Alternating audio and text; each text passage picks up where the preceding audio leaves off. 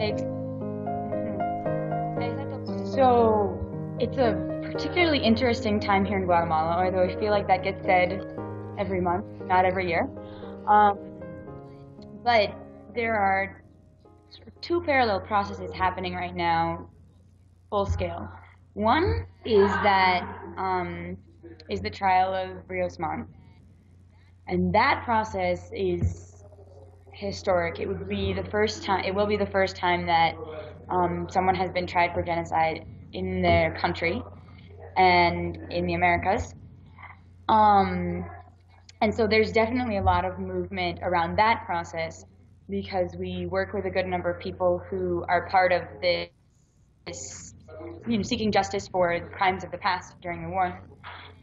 And at the same time, with the current government, which is uses in many ways the same logic, the same military logic of that period, since the leaders are former military men. You can see also this dynamic of sort of pushing natural resource exploitation and industrialization and an increased militarization and increased criminalization of social conflict and protests and the community groups that are against these development projects. Um, and so like those are the cases that I've been in particularly involved in recently, and especially in my area since I'm up in the Ishkan. As far as mega projects are concerned, with the renewed bidding process of the Shalala Dam, which was put up for bidding in 2008, 2009, the bidding was closed because no company put in a proposal, and then that has been reopened or will be reopened this year for the construction company, and has already been reopened for a company that is going to do the studies. Um, and that by the end of the month there will be a company selected to conduct the geological studies. This has been accompanied by a process of the communities of there already was in 2007 and 2010 a series of community consultations, community referendums, in which 90% of the population said, no, we do not want these projects. However, the communities have sent delegations to the of October to reiterate this to the government because of this news that they were going to retake up this project, the Shalala Dam.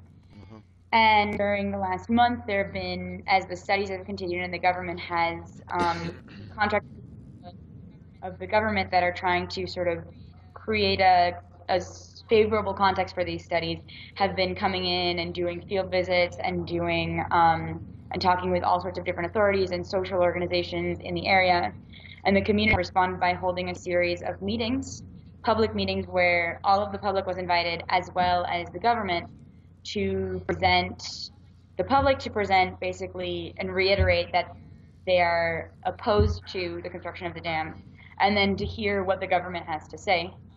And they have said many times, we are not here to dialogue, we are not here to negotiate. The communities have already said no, and this needs to be respected. However, in none of these meetings this last month, there were three, one in each municipality. In none of them, the government has arrived. Oh, And really? so the situation in the area, no, Whoa. they had people there listening to the meetings, but the official representatives have not arrived to speak. So the situation there is very tense right now, and there's a lot of concern that there could be a criminalization of the community's rejection. Yeah, other That arrests any on trumped up charges of yeah. someone could be sent in to cause violence, and that would be an excuse to send in the military. And so it's a very tense time there right now, and we're visiting all of these areas regularly just to keep tabs on what's going on and to make sure that we can communicate whatever's happening quickly on an international level.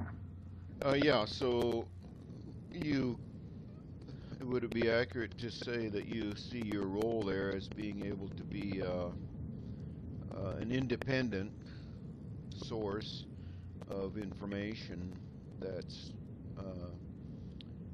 simply presenting what as neutral an observer as you can be the situation on the ground? Definitely. I think that Yeah, because even I remember, it's been quite a few years ago now, but when I was there, went on a delegation to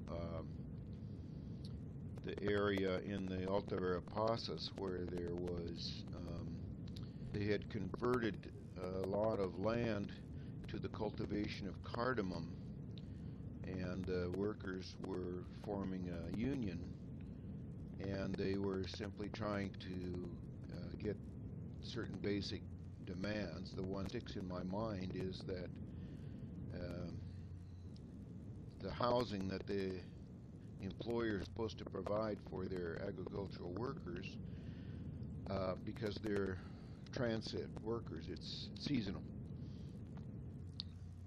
Their demand was that the house have a roof on it. That, yes, that was their demand. I thought, that's their demand? What do they have now? And they showed me what they have now. And it's like a corral for animals. And if you use, pretty words to describe it, you can make out the workers as though they're making some unreasonable demands. They want to live in palaces. But if you're there and you see the reality and you say, well, that seems like that ought to be obvious that a house have a roof on it. but it but that was their demand, and then I was there as an international observer to read their demands so that they had some international representation.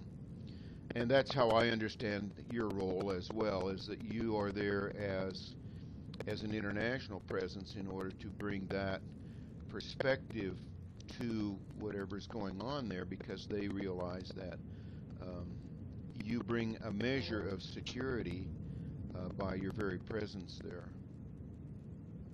yeah, something that hit me very hard with the experience that I was a part of in Panama was how difficult it was reading the press to have any idea of what was actually going on. Um, Yeah.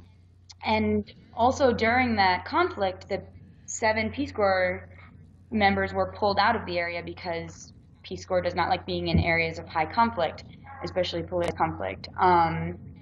And just the impact that it had using 7 pairs of foreign, neutral, international eyes to be sort of looking at what was going on. And something that struck me the other day in the areas around the proposed dam, Shalala, one community member told us in the bidding process in 2008, they were saying on an international level and to the companies that were making proposals that nobody lived in the area.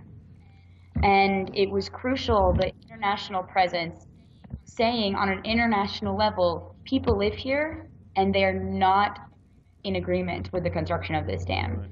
And I think that's a really simple and important illustration of what part of what we do here If is that is to just be able to look at what the situation is and share it on an international level, especially up in the Ishkan where these communities are very isolated and even reporters don't arrive that frequently. could before Um, we lose it, could you repeat just this last section that we were talking about? Your how you see your role as and the importance of an international